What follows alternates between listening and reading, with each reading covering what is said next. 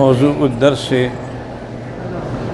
فی قصۃ یأجوج وماجوج وما فیہا من العبر والحکم، سورۃ الانبیاء، تفسیر ابن کثیر۔ الحمدللہ رب العالمین، والصلاة والسلام علی اشرف الانبیاء وسید المرسلین، سیدنا و مولانا محمد وعلى آلہ واصحابہ اجمعین۔ اللہم صل علی سیدنا محمد وعلى آل سیدنا محمد کما صلیت علی ابراہیم وعلى آل ابراہیم فی العالمین انک حمید مجید۔ اعوذ باللہ من الشیطان الرجیم، بسم اللہ الرحمن الرحیم۔ وحرام علی قریۃ اہلکناہا انہم لا یرجعون، حتی اذا فتحت یاجوج وماجوج وہم من کل حدب ینسلون، واقترب الوعد الحق فإذا هي شاخصة أبصار الذين كفروا يا ويلنا قد كنا في غفلة من هذا بل كنا ظالمين۔ قال المؤلف والمفسر رحمه الله تعالى ادام النفع بعلومه وعلومكم في الدارين آمين، إلى أن قال۔ الحديث الثاني، قال الإمام أحمد أيضا حدثنا الوليد بن مسلم أبو العباس الدمشقي، حدثنا عبد الرحمن بن يزيد بن جابر، حدثني يحيى بن جابر الطائي قاضي همس، حدثني عبد الرحمن بن جبير بن نفيل الحضرمي عن أبيه أنه سمع النواس بن سمعان الكلابي قال ذكر رسول الله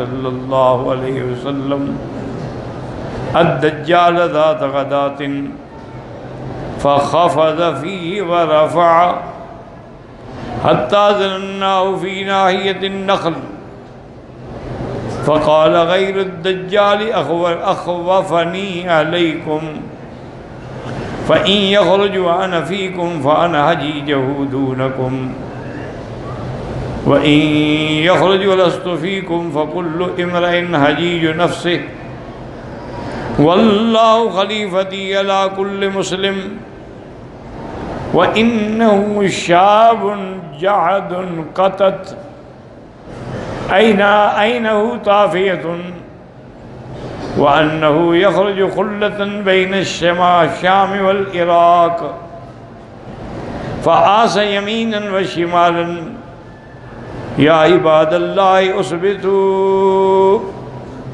اب اس دوسری حدیث مبارک میں نواس بن سمعان الکلبی کہتے ہیں کہ ایک دن حضور پاک صلی اللہ علیہ وسلم نے دجال کے بارے میں ذکر کیا، اونچا نے اوپر نیچے ہر چیز اس کے بارے میں بیان کی، اور بیان میں اتنی تاثیر تھی ہم نے سمجھا کہ شاید یہ جو باغ ہے نا کھجوروں کا، ابھی اسی میں دجال کھڑا ہے۔ حضور پاک نے فرمایا دجال کے علاوہ مجھے اور چیزیں ہیں جس کا مجھے ڈر ہے تم پر۔ دجال بھی فتنہ ہے لیکن اس کے علاوہ بھی اور چیزیں ہیں جس سے مجھے اپنی امت پہ خوف ہے۔ فَإِن يَخْرُجْ وَأَنَا فِيكُمْ، اگر دجال نکلا اور میں موجود ہوا، میری زندگی میں آیا، پھر تو میں ہی اس کا مقابلہ کروں گا، میں ہی کافی ہوں۔ لیکن اگر وہ نکلا اور میں موجود نہ ہوا، یعنی میری موت کے بعد، وفات کے بعد آیا، تو پھر ہر بندہ جو ہے وہ اپنی طرف سے اس کا دفاع کرے گا۔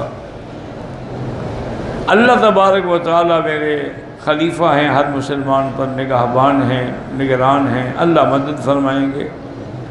آپ نے فرمایا کہ میں تمہیں اس کی نشانیاں بتا دیتا ہوں کہ وہ ایک نوجوان ہوگا اس کے بال جو ہیں نا وہ گھنگرالے ہوں گے، اور ایک آنکھ اس کی ایسے باہر نکلی ہوگی جیسے چھوٹا سیب کا دانہ ہوتا ہے، اور شام اور عراق کے درمیان سے وہ نکلے گا۔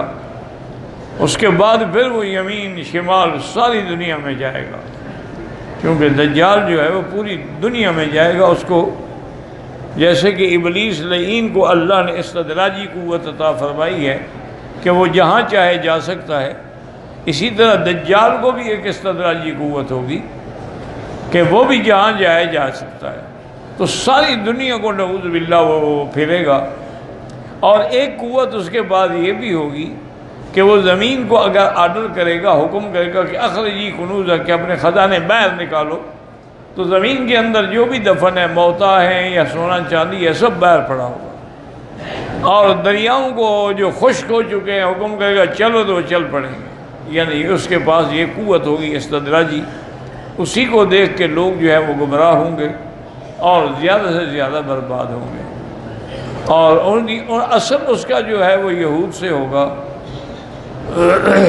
اور اس کے بعد حضور نے فرمایا کہ وہ یعنی جب مکہ اور مدینے کا رخ کرے گا نا، تو اس میں وہ نہیں داخل ہو سکے گا۔ لا يدخل الطاعون ولا الدجال، حضور نے فرمایا نہ تو طاعون کی بیماری داخل ہوگی اور نہ ہی دجال آئے گا۔ علی انقابها الملائکہ، مکے اور مدینے کی سرحد پر، اس کے حرم کی حدود پر اللہ کے فرشتے پہرا دے کے کھڑے ہوں گے۔ اگر وہ آنے کی کوشش کرے گا تو اس کو بھگا دیں گے۔ تو اس لیے مکہ اور مدینہ منورہ میں دجال داخل نہیں ہوگا۔ اور اس کے بعد حضور نے فرمایا کہ وہ جب رہے گا تو تم لوگ اپنے عقیدے پہ، اپنے ایمان پہ پکے رہنا۔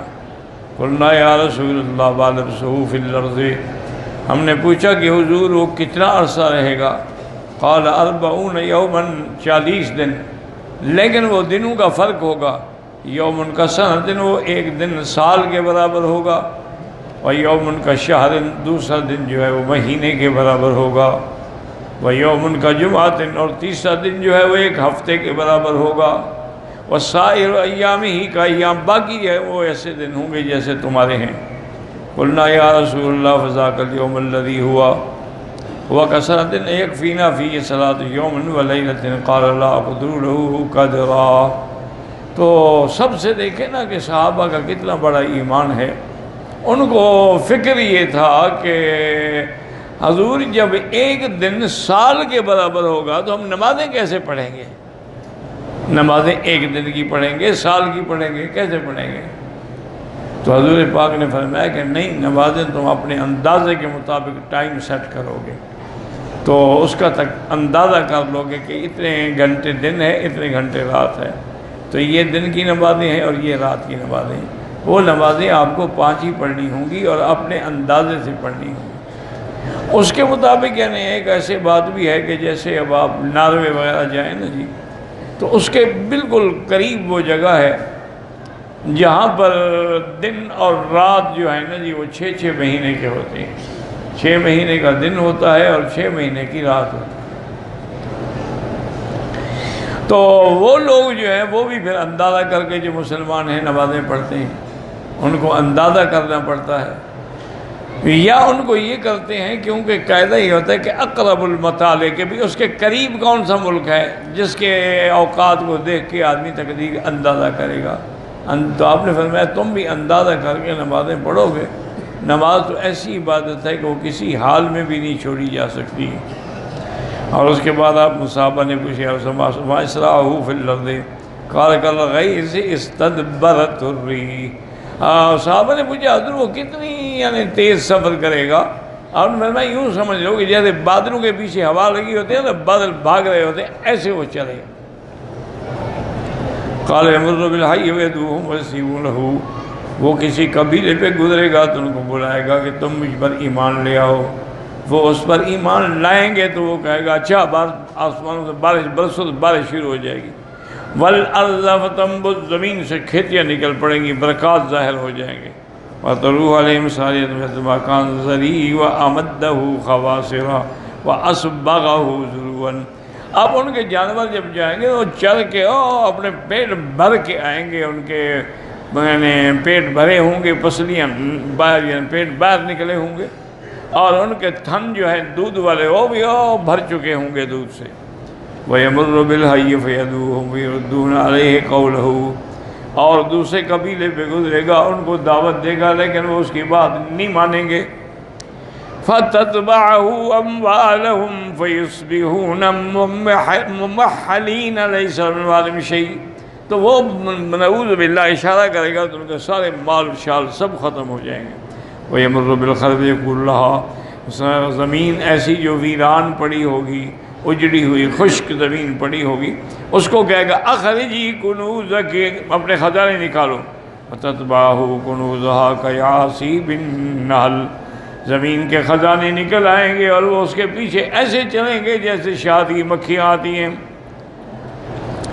كَانَ وَيَأْمُرُ بِرَجُلٍ فَيُقْتَلْ فَيَضْرِبُهُ بِالسَّيْفِ فَيَقْطَعُهُ جَزْلَتَيْنِ رَمِيَّةَ الْغَرَضِ، ایک آدمی کو بلا کے حکم دے گا کہ اس کو قتل کرو، دو ٹکڑے کر دے گا، دو ٹکڑوں میں اتنا فاصلہ ہوگا، پھر بلائے گا تو آ جائے گا زندہ ہو کے۔ ثم يدعوه ويكبر إليه فبينما هم على ذلك إذ بعث الله عز وجل المسيح عيسى ابن مریم، اب یہی دور ہوگا دجال کے فتنے کا زور ہوگا، اور حضرت عیسیٰ ابن مریم علیہ السلام جو ہیں وہ اللہ کے حکم سے آسمانوں سے اتریں گے، چونکہ عیسیٰ علیہ السلام آسمانوں پہ ہیں، زندہ ہیں، موجود ہیں، اور اللہ کے حکم سے ان کو زندہ اٹھایا گیا، اور اسی طرح وہ زندہ اتریں گے۔ جب اتریں گے تو وہ آئیں گے کہاں؟ عند المنارۃ البیضاء شرقیہ دمشق، دمشق کی ایک مسجد کے شرقی مینارے پہ اتریں گے۔ بین معروضتین واضعا یدیہ علی اجنحۃ ملکین، دو چادریں آپ نے پہنی ہوں گی اور دو فرشتوں کے کندھوں پہ ہاتھ رکھا ہوگا۔ فَيَتْبَعُهُ فَيُدْرِكُهُ فَيَقْتُلُهُ عِنْدَ بَابِ لُدِّ الشَّرْقِ، یہاں اختصار ہے، تفصیل اس کی یہ ہے کہ جب حضرت عیسیٰ علیہ السلام آئیں گے اور وہ اتریں گے تو میرے آقا نے فرمایا، گویا کہ میں دیکھ رہا ہوں کہ عیسیٰ علیہ السلام جب آئیں گے تو ان کے بالوں سے پانی ٹپک رہا ہوگا، یعنی ابھی ابھی وہ جنت سے غسل کر کے آ رہے ہوں گے، اور اس کے بعد مہدی، امام مہدی جو ہیں وہ مصلی پہ کھڑے ہوں گے، کیونکہ ظہور مہدی جو ہے وہ پہلے ہوگا اور نزول عیسیٰ ابن مریم بعد میں ہوگا۔ تو اور یہ مہدی وہ ہے جس کی بشارت حضور نے دی ہے کہ وہ میری نسل سے ہوگا، اس کا نام میرے نام پہ ہوگا، اس کے باپ کا نام میرے باپ کے نام پہ ہوگا، اس کی ماں کا نام میری ماں کے نام سے ہوگا، اور ما بین الرکنین، حجر اسود اور رکن یمانی کے درمیان میں کھڑے ہو کے وہ اپنے مہدی ہونے کا اعلان کرے گا، اور پھر دنیا اس کے ہاتھ پہ بیعت کرے گی۔ تو ان کا دور چل رہا ہوگا۔ تو اب جب عیسیٰ علیہ السلام آئیں گے تو صفیں بن چکی ہوں گی، اذان ہو گئی ہوگی، تکبیر ہو گئی ہوگی، تو حضرت صفیں ٹھیک کر رہے ہوں گے، تو دیکھیں گے کہ عیسیٰ ابن مریم تشریف لا رہے ہیں، تو وہ مصلی سے ہٹنا چاہیں گے، کیونکہ جب اللہ کا نبی آ جائے، پیغمبر آ جائے، تو پھر کوئی مصلی پہ نہیں کھڑا ہو سکتا، چونکہ نبی جو ہے وہ امام ہوتا ہے امت کا، اور ہمارے آقا تو خیر امام الانبیاء ہے، نہ صرف امت کے نہیں بلکہ انبیاء کے بھی امام ہیں علیہ الصلاۃ والتسلیم۔ تو وہ پیچھے ہٹنے کی کوشش ہوگا، نہیں رسے کا تم کھڑے رہو، نماز پڑھاؤ۔ اس وقت میں بحیثیت نبی کوئی شریعت لے کے نہیں آیا، بلکہ میں محمد مدنی کا امتی بن کے آیا ہوں، اور میں ان کی شریعت پہ چلوں گا، اس لیے پہلی نماز میں ان کی اقتداء میں پڑھنا چاہتا ہوں۔ تو حضرت عیسیٰ علیہ السلام ان کے پیچھے نماز پڑھیں گے، اور پھر عیسیٰ علیہ السلام تقریباً حضور نے فرمایا کہ 40 سال زندہ رہیں گے زمین پر، اور آپ حکم دیں گے بھی تلاش کرو دجال کہاں ہے۔ تو دجال جو ہے وہ باب لد جو ہے یہ اسرائیل میں اب بھی وہ جگہ بڑی مشہور ہے، وہیں آ کے یہ عبادت کرتے ہیں یہودی، کیونکہ دجال یہودی ہوگا نا، وہ ان کا امام ہے نا، تو اس کے آنے کی انتظار میں ہے یہ کہ وہ دجال کب آئے گا۔ اچھا، اللہ کی شان یہ ہے کہ یہودی دجال کی انتظار کر رہے ہیں اور شیعہ مہدی کی انتظار کر رہے ہیں۔ دونوں جماعتیں جو ہیں، شیعہ کہتے ہیں کہ مہدی جو ہیں وہ حسن عسکری کی اولاد ہیں، اور وہ ایک غار ہے سراندیب کے علاقے میں، وہاں چھپے ہوئے ہیں، جب وقت آئے گا تو وہ ظاہر ہوں گے۔ اور اس کا غار کا نام جو ہے وہ ہے سر من رآ، جو دیکھے خوش ہو جائے۔ اور ان کے عقیدے میں یہ زمانہ جو ہے غیبوبت کبریٰ کا زمانہ ہے کہ امام غائب ہے، اس لیے ان کا امام مصلی پہ کبھی کھڑا نہیں ہوتا، مصلی خالی رہے گا، ساتھ کھڑا ہوگا، کیونکہ امام کی یہ تو امام کی جگہ ہے اور امام صاحب غائب ہے، تو یہ تو نائب بن کے ان کی نماز پڑھاتے ہیں۔ تو یہ بھی ایک حالانکہ یہ بالکل جھوٹا مہدی ہے جس کا وہ کہتے ہیں حسن عسکری کی اولاد ہی کوئی نہیں ہے، تو اس کا بیٹا مہدی کیسے بن گیا جب وہ کہتے ہیں میری تو کوئی اولاد ہی نہیں ہے؟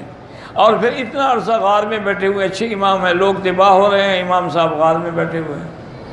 اور یہ بھی ان کا عقیدہ ہے کہ جو اصل قرآن ہے نا بی بی فاطمہ والا، وہ اسی امام کے پاس ہے، یعنی اس کا مطلب امت گمراہ ہوتی ہے، امام صاحب قرآن چھپا کے بیٹھے ہوئے ہیں، قرآن پڑھنے کے لیے آیا، پڑھانے کے لیے آیا کہ چھپانے کے لیے آیا ہے؟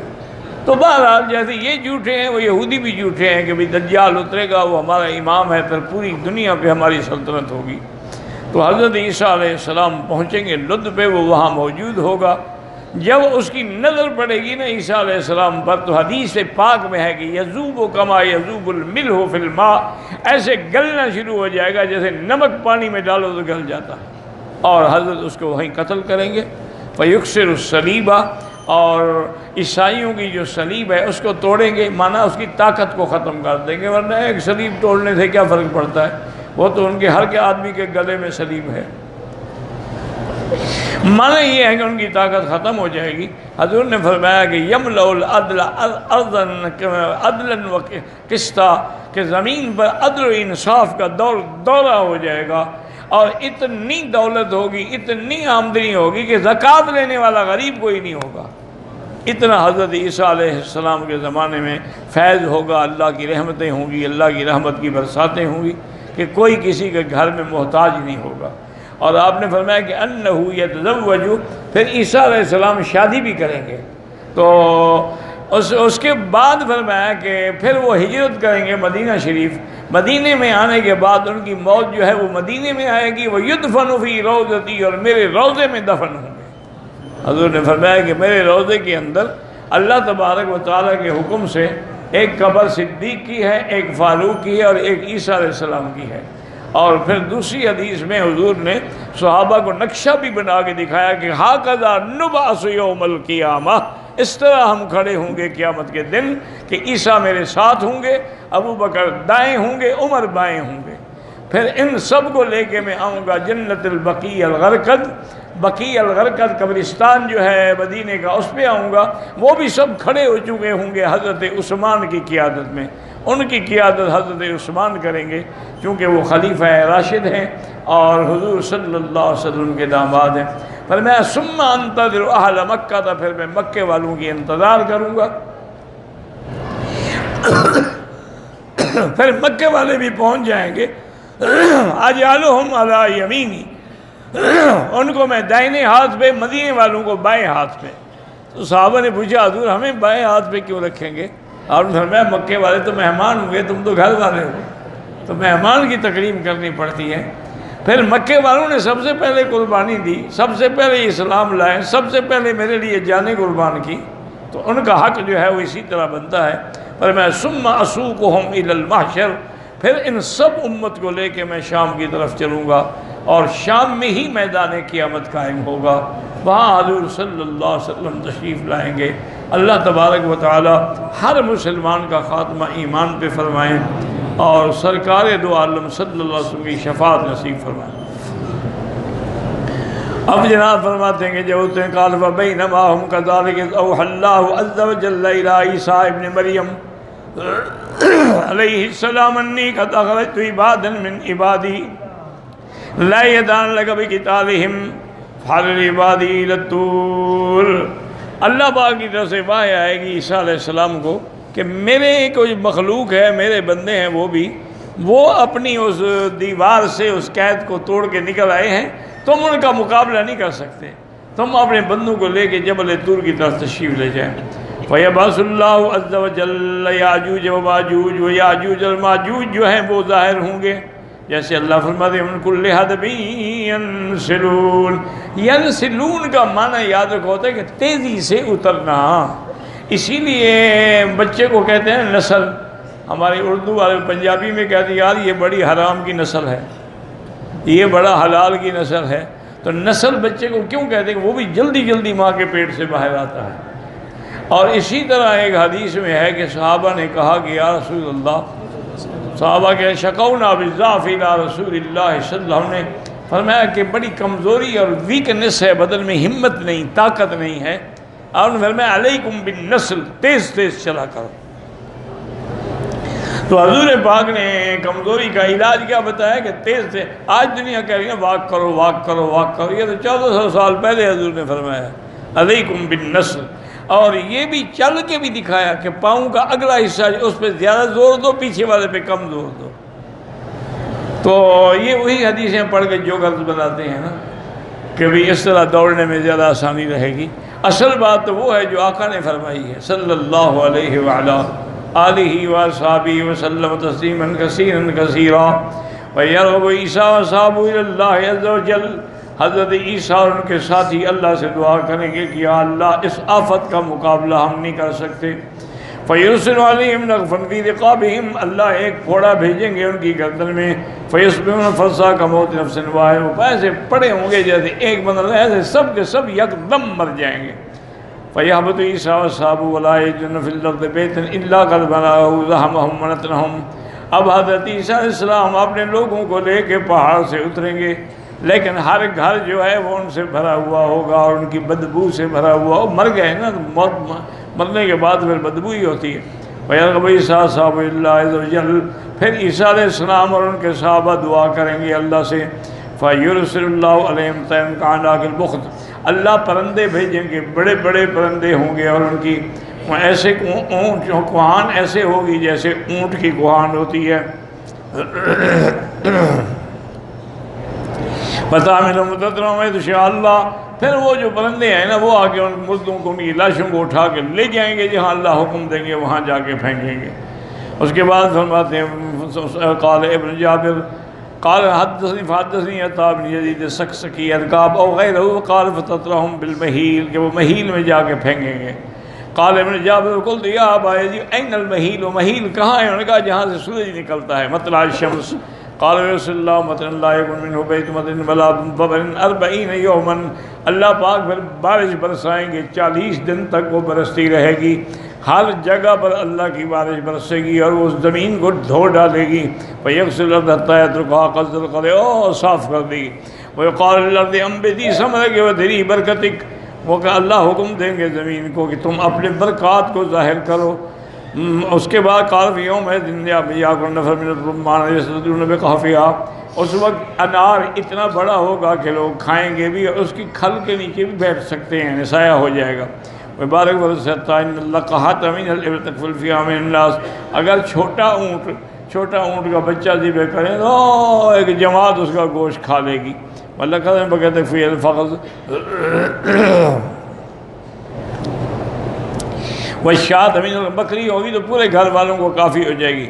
قال بینما ہم علی ذلک اذ بعث اللہ عز وجل ریحا طیبۃ، اللہ تبارک و تعالیٰ پھر ایک اچھی ہوا بھیجیں گے، فَتَأْخُذُهُمْ تَحْتَ آبَاتِهِمْ وَتَقْبَضُ رُوحَ كُلُّ مُسْلِمٍ، پھر ہر مومن اور مسلمان جو ہے اس کو موت آ جائے گی، اور باقی جو ہیں وہ شرار بچیں گے۔ وَيَبْقَىٰ شِرَارُ النَّاسِ تَحَارُجُ الْحُمُرُ، شرار لوگ بچیں گے، خبیث لوگ بچیں گے جو سڑکوں پہ کھڑے ہو کے زنا کریں گے جیسے گدھے کھوتے زنا کرتے ہیں۔ اسی پر قیامت قائم ہو، چونکہ قیامت لا تقوم الا علی شرار الخلق، اور ایک حدیث میں لا تقوم الساعة حتى لم تقل في اللفظ اللہ اللہ اللہ، قیامت قائم نہیں ہوگی جب تک کہ زمین میں کوئی بندہ اللہ اللہ کہنے والا نہ ہو۔ جب ہوگا تو قیامت نہیں آئے گی، جب سب پہ موت آ جائے گی پھر قیامت آئے گی۔ انفرد اخراجہ مسلم دون البخاری ورواہ ما بقیت اہل السنن من طرق عبد الرحمن بن یزید بن جابر بہ وقال الترمذی حسن صحیح واللہ اعلم۔